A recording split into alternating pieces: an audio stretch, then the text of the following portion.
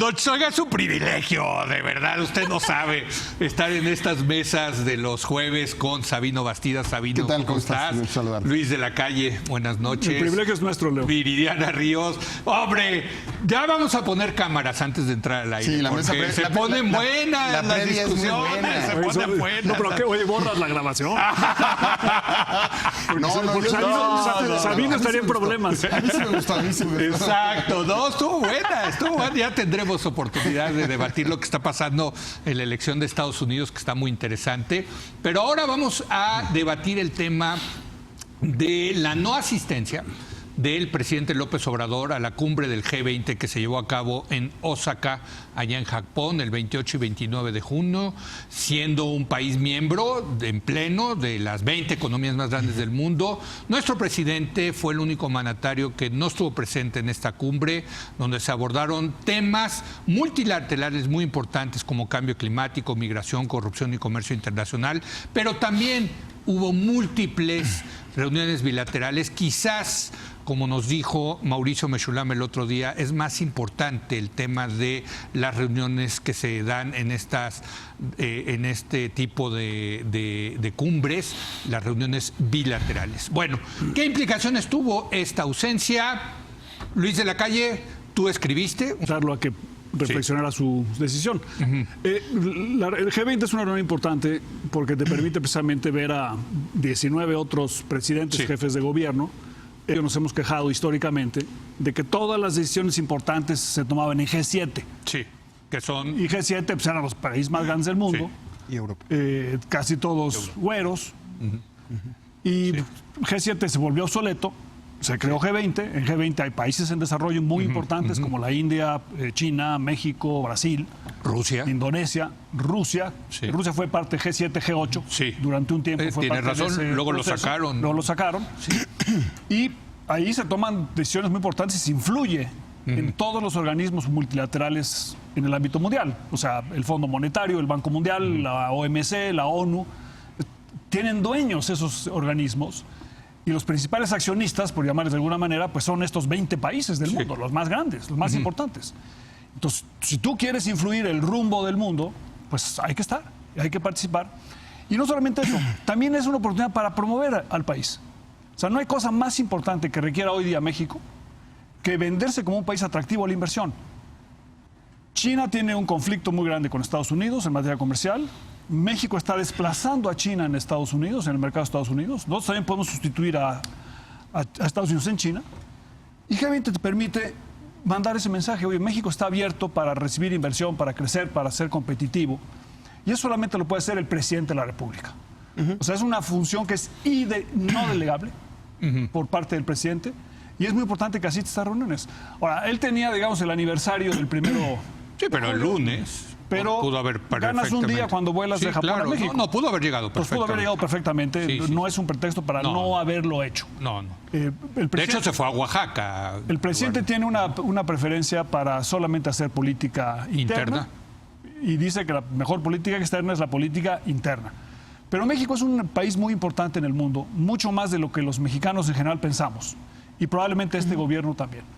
Y es muy importante la influencia que puede tener México en el mundo, por el mundo, pero sobre todo la influencia que puede tener México en el mundo para favorecer a los intereses de México. Y los intereses se empujan todos los días. A lo mejor no consigues en la primera reunión tu gran éxito, pero en el tiempo, la única forma de influir es influyendo. Sabino. Yo creo que la mesa va a estar muy coincidente en el argumento de la necesidad de haber ido. Yo creo que es un error que comete Andrés Manuel López Obrador. Pero además hay un problema en cuanto a cuál es la visión geopolítica de este gobierno. ¿Cuál es su sentido del lugar de México en el mundo? Podemos acabarnos el programa aquí diciendo los 20 argumentos de que todos los temas son globales, el mundo es global, la promoción, el papel en las inversiones, el papel de la Oye, México está aparte muy globalizado. México está muy globalizado, pero yo creo que tiene un enfoque de geopolítica muy atrasado, muy comodino, ¿es cierto? Muy aldeano, no de ahora. Yo creo que tenemos una visión provincialista por lo menos de hace 3 sexenios. Yo creo que Enrique Peña Nieto y su visión visión desde Metepec, Vicente Fox y Felipe Calderón en su visión de corte de derecha, medio nacionalista. Creo que llevamos 18 años muy encerrados en términos de la visión y creo que además necesitamos replantearnos la estrategia de definición geopolítica de México. Pero déjame ir un poquito más allá en cuanto a la responsabilidad del presidente. Tenemos un sistema político que además tiene una doble función. El presidente de México es jefe de Estado y jefe de gobierno. Lo contratamos para ser jefe de gobierno y toda esa política interior es parte de su responsabilidad, pero tiene una función como jefe del Estado mexicano. Y hay un tema constitucional a discutir. Nunca hemos tenido la discusión en México de un presidente que incumple con sus funciones de Estado. ¿En qué momento un jefe del Estado incumple con sus funciones de relaciones exteriores?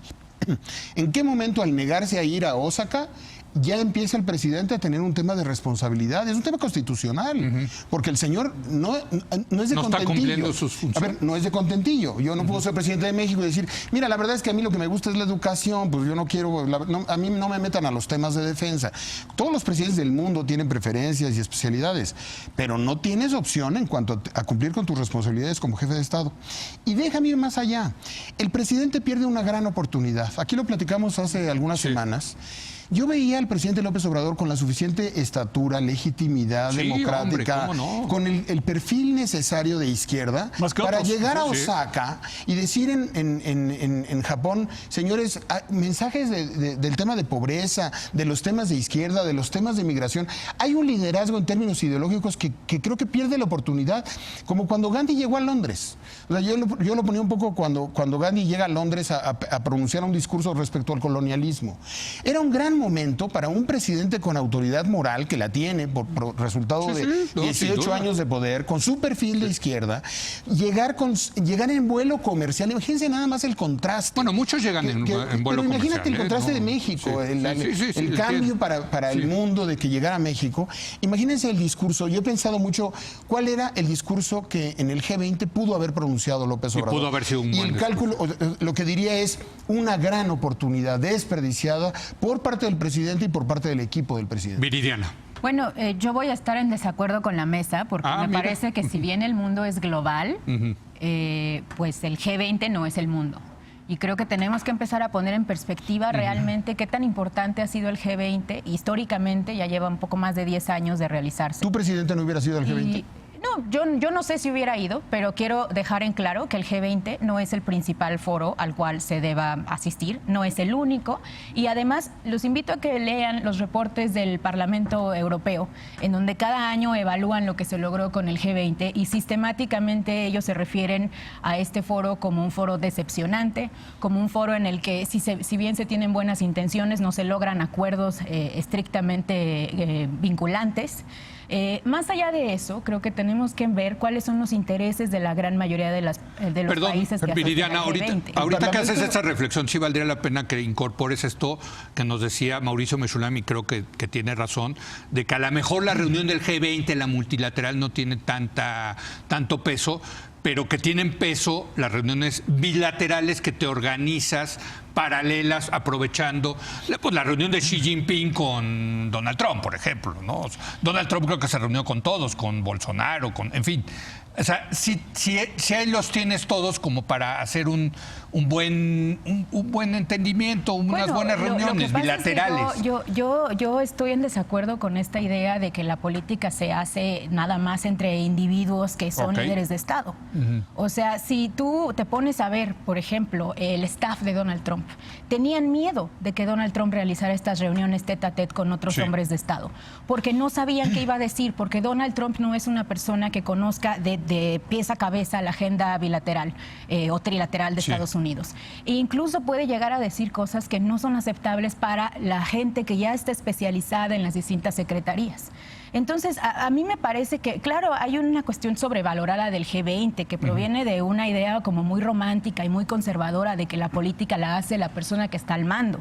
Casi una cuestión autoritaria latinoamericana típica de los últimos 20 años.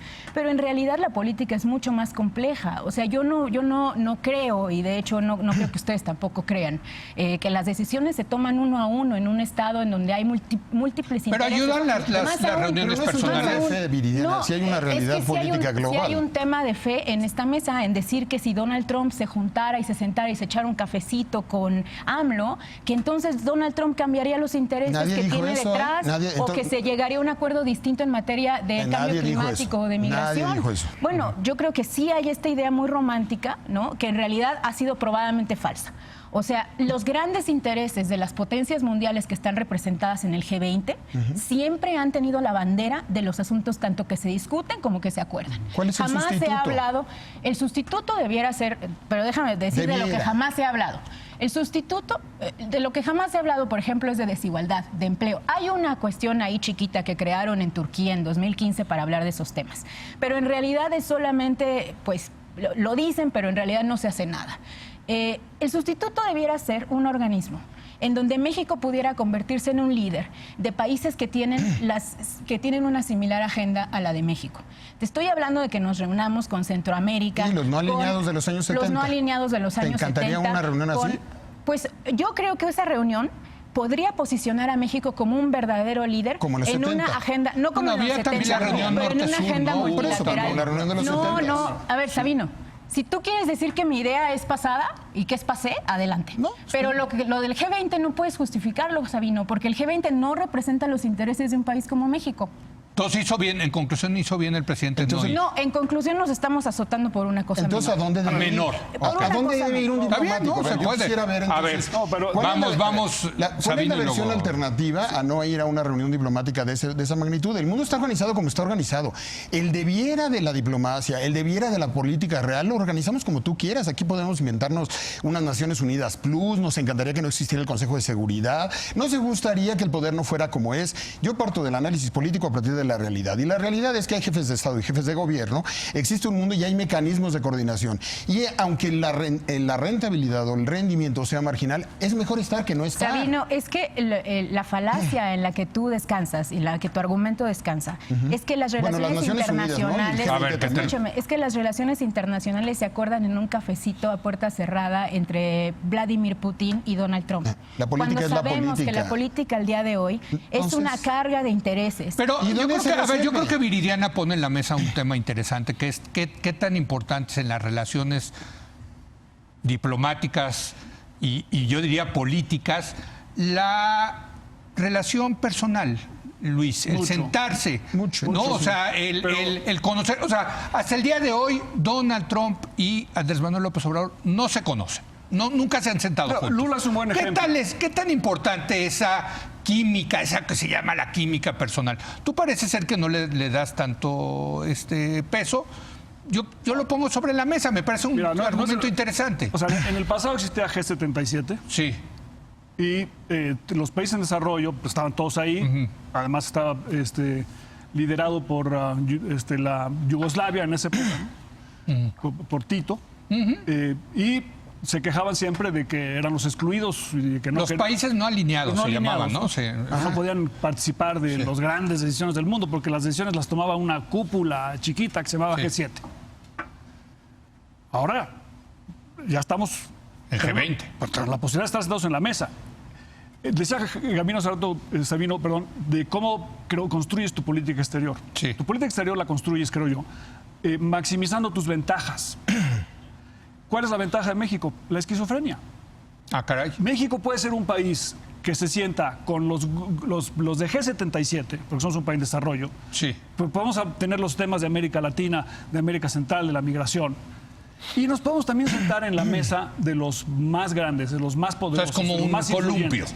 Oye, eso es una ventaja tremenda. Sí. Entonces tú te puedes sentir tan a gusto hablando con países que tienen dificultades porque tienen niveles de pobreza muy grandes como nosotros, pero también con países desarrollados que tienen alta tecnología, que están discutiendo los temas de punta e influir en ambas mesas al mismo tiempo. Somos el único país, por cierto, emergente que puede tener al mismo tiempo un tratado de libre comercio en América del Norte, con Europa, con Asia y en América Latina. Pero lo que dice sobre la que descansa el argumento de Luis es que la única forma de desarrollar estas relaciones internacionales es ir a una convención de élite en Osaka. ¿no? Es Cuando parte en realidad del proceso. sí, No pero es es todo. ¿Qué hacen? Es parte del proceso. ¿Una consulta parte. ciudadana o qué Y hacemos? aquí la opiniocracia mexicana se está azotando, está sacando... No es que te azotes, no es que te el punto es el azotes. siguiente. Es un ejercicio técnico. Como si México ya hubiera A ver, que puesto un muro. termine Luis El y punto es, el venga. presidente de la República Sí. debe o no asistir a este tipo de reuniones. Yo creo que hay muchas reuniones a las que efectivamente no es necesario que el presidente asista. yo también. Tampoco es necesario que el presidente marginal. viaje a todos lados. Claro. Oye, y el El presidente problema es- pasado abusó de los viajes El internacionales. y además llevaba mucha gente. No, llevaba mucha gente y le encantaba la pompa y circunstancia de la frivolidad Todo eso está mal. tremenda. Sí. Aquí el problema es la señal del presidente de la República. Sí.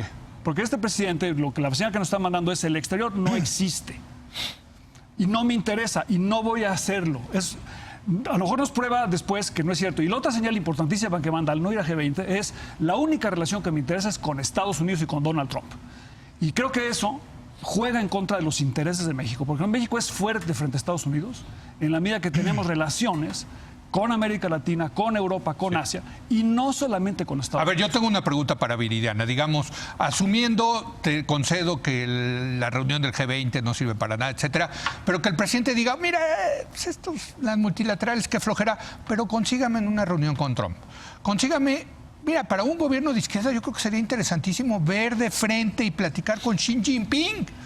Tú que tanto defiendes el modelo chino, pues oiga, ¿qué están haciendo? ¿Cómo le están haciendo? ¿Cómo piensan enfrentar a Trump en el tema comercial? Sería muy interesante una reunión, ¿no? Lo que de frente. pasa es que una reunión con nuevamente- Justin Trudeau, oye, ¿cómo le piensan hacer con lo del TEMEC, etcétera? O sea, creo que, insisto, el tema de las reuniones bilaterales podía haber sido muy rico para un presidente ver a los ojos a los otros líderes del mundo. ¿Qué opinas al Sí, respecto? bueno, Leo, creo que nuevamente hay aquí una falacia Sí. en entender a las relaciones diplomáticas entre dos estados-naciones como las relaciones entre dos individuos. Ok. Lo que Justin Trudeau y AMLO se puedan decir en un idioma que además AMLO Sí. no va a dominar completamente, va a ser probablemente mucho menos influyente que lo que se puedan decir sus equipos. Ok. El equipo de México asistió, estuvo O sea, ahí están el secretario de sobrevalorados. Relaciones- Lo que tú estás diciendo, están sobrevaloradas las relaciones, yo creo- presencias. las presencias Lo que- personales. Lo que Viridiana quiso decir. Lo que Viridiana dijo es que estamos atribuyéndole al G20 una capacidad de acción y una capacidad de influencia. Pero esta parte que no tiene. bilateral. La parte bilateral. ¿No Leo, te se parecería puede- interesante? Creo que es interesante. En claro, territorio pero- neutral, ¿no? En Osaka. Bueno, lo que pasa es que esa es otra falacia. El G20 no es un territorio normal. Cuando nosotros vemos las agendas y la forma en la cual se abordan las agendas en el G20, son claramente, Tiene un siempre han sesgo. tenido un sesgo en favor de los capitales. Por Ok. eso te comentaba, no se discute la Pero es que desigualdad, por entre ejemplo. menos vayas, menos influyes la Claro agenda. Eso que es no. romanticismo. Es que Sí. esto, bueno, O sea, es que yo creo que- acúsenme de romántica, No, no, pero no. No, yo creo que y lo tomo. Podemos Pero tomarlo- el peso que tiene A ver. México en una reunión de G20, yo he estado. Sí. Tiene un peso que es más grande de lo que somos. O sea, México influye en esas mesas.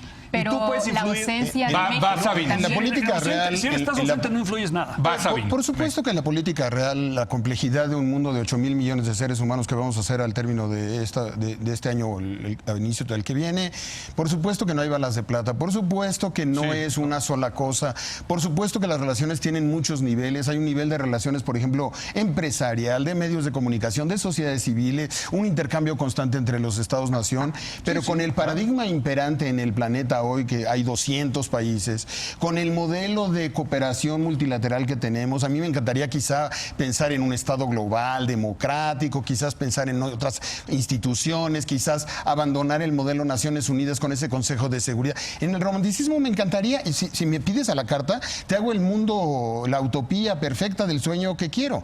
Pero en la realidad del mundo que tengo, el tener posibilidad de encuentros bilaterales, en donde se tratan temas concretos, en donde sí tenemos nudos, no es nada más paseo, no es foto y no es cafecito. Y eso es minimizar la política y la realpolitik. Y sí es cierto que, como dice Luis, y ahí estoy totalmente de acuerdo con él. ¿Pesan las reuniones personales? Por supuesto que pesan las relaciones personales entre los líderes. Por supuesto que pesa la manera como se venden los liderazgos en otros países, en otros mercados, en otros lugares. Tú no puedes abdicar de esa función. Cuando sea de otro modo el mundo, yo jalo con... Déjenme, les hago pero una es última, como es. una última pregunta, una última ronda, porque pues sí es cierto que el presidente López Obrador ni entiende este tema de la política internacional, nunca lo ha entendido y se vale, ni le interesa, ni le entiende ni le interesa. Y se vale, Leo. O sea, exacto. Entonces, esa es la pregunta. Se vale decir, a mí no me interesa, no le entiendo, que vaya. ¿Cuál es la solución? La solución de López Obrador es que vaya Marcelo. Marcelo muy vivo se saca fotos con todos los jefes de le fue Estado. de maravilla. Creo que el papel de la Cancillería y de su equipo, yo estoy muy satisfecho con lo que pasó. ¿Cuál es la imagen? El tema de migración de que el jefe de Estado mexicano es Marcelo Ebrard, o el siguiente jefe de Estado es Marcelo Ebrard, ¿no? Porque ya quisieran muchos políticos tomarse esa foto con los jefes de Estado, pero ese es otro tema. ¿Qué debe de hacer un político que, como López Obrador, que se siente incómodo, que dice, oye, a mí no me gusta sentarme con Trump o con Trudeau o con los del G20? No me gusta. A ver, ¿qué debe de hacer? El presidente no debe saber de todos los temas. Esa es parte también del romanticismo conservador. Pensar que el gran líder lo va a saber todo. El presidente debe saber delegar. Ese es su Tú eres el romanticismo liberal, porque ya nos dijiste romanticismo. Bueno, entre romanticismos me veo en esta mesa. Me quiero deslindar públicamente. Pero a lo que voy es esta idea de que el presidente nos va a salvar de todo, lo va a arreglar todo, lo va a saber todo, y ahí juntito a Putin va a arreglar la situación internacional, es básicamente falsa. El presidente debe saber delegar a las personas que puedan hacer este trabajo mejor que él. Como bien dicen en Silicon Valley, si tú eres tipo A, es decir, alguien como muy vivo y muy inteligente, vas a contratar gente mejor que tú. Si tú eres tipo B, vas a contratar gente igual que tú o más. Pues lo hace mejor Marcelo, mandamos a Marcelo. Yo creo perfectamente. Es más, ve por ejemplo a Donald Trump, que asiste al G20, pero lleva a su hija. Entonces lo han acabado todos los medios porque la hija pues no sabe hacer relaciones exteriores. Entonces, si tú me preguntas, oye, ¿qué es mejor? Que no vaya alguien, que no vaya el jefe de Estado, pero que mande un equipo de gente que sí sabe, o que vaya el jefe de Estado a mostrar nepotismo internacional, su ignorancia de las relaciones internacionales y lleve a su hija como Donald Trump, pues 1000 veces que lleve un mejor staff. O sea, creo que hay que empezar a entender. O sea, está México mejor representado, está mejor representado el presidente, incluso es lo que tú dices, Leo, con alguien que sepa como Marcelo Ebrard que no. Tú que eres un creyente de la burocracia beberiana, pues de eso estamos hablando, de una burocracia profesional que va a poder tomar de la mano a los otros staffs y que nos va a ayudar a implementar una política pública eficaz. Salir en la foto del G20, tomarse un cafecito con Trudeau, no es lo que un nos argumento. En lugar de yo ir a regarla, pues que vaya un profesional de la política exterior como es Marcelo Ebrard y va a estar mejor representados los intereses nacionales en eso. Es un buen argumento, ¿no? ¿O no? No, porque todo el mundo sabe que en México las decisiones las toma una persona. O sea, si hay un gobierno, si hay un gobierno en las últimas décadas en el que tienes un gobierno unipersonal, es el Andrés Manuel López Obrador. Muy concentrado el poder, sí. Muy concentrado todas las decisiones. Ahora resulta que es una estrategia de delegación beberiana. No, o sea, Andrés Manuel López Obrador es un presidente muy vertical, ese es su estilo. Pero no en esto. A lo mejor en esto se siente tan incómodo que dice que lo haga Marcelo. No, pero es que el secretario de Relaciones Exteriores o el representante de México en el exterior, o sea, lo que les interesa a los otros jefes de Estado y a las otras burocracias es tu capacidad de decisión. Y el secretario de Relaciones Exteriores no tiene capacidad de decisión sobre la política mexicana en el fondo, porque la tiene el presidente de la República. Única. ¿Todos lo ven como segundón? No le van a hacer mucho caso. ¿No? No. O sea, pero no le van a hacer mucho caso porque lo que se acuerda en el G20, acuérdate. No, es que eso es falso. Esa premisa es falsa. Eso sería como minimizar toda la historia. A ver, un último. Eso es minimizar toda la política. A ver, rápido. Resulta que no se puede. A ver, termina. Las burocracias funcionan mucho menos eficiente de lo que se piensa y se obligan cuando hay una cumbre como G20 a sacar la chamba. Entonces, la forma de obligar a las burocracias a trabajar es precisamente con la reunión de los líderes. Y hay un tema, hay un tema también de protocolo y hay un tema de niveles. A un secretario de segundo nivel no lo reciben de la misma manera. ¿Pero qué debe de hacer un presidente que ni le interesa ni le entiende al tema a ese tema? Yo creo que el presidente... ¿No debe delegar? Que eso es lo que está diciendo está delegando en todo eso. Pero yo creo que el presidente López Obrador y México necesita dedicarle tiempo a plantearse cuál es el modelo de geopolítica que necesitamos. Pero no le interesa al presidente. No, para eso son estas mesas. O sea, a partir de que no le interesa significa darnos por vencido de que eso no va a pasar.